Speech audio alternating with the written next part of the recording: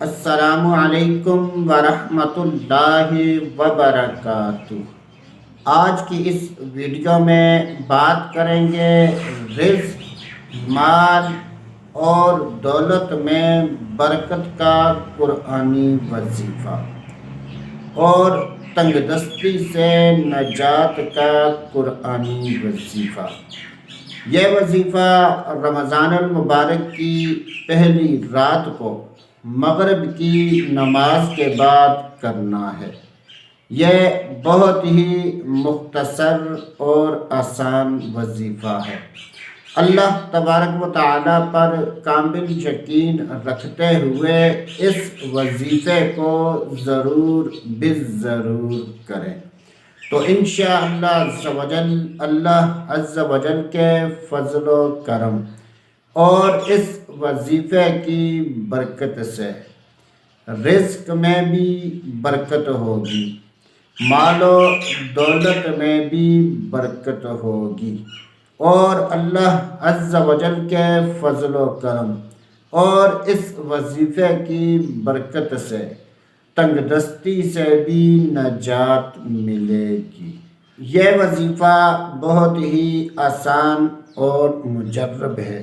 قرآن پاک کی سورۃ القدر کو بسم اللہ الرحمن الرحیم انا انزلناہ فی لیلۃ القدر وما ادراک ما لیلۃ القدر لیلۃ القدر خیر من الف شہر تنزل الملائکۃ والروح فیہا بإذن ربہم من کل امر سلام ہی حتی مطلع الفجر۔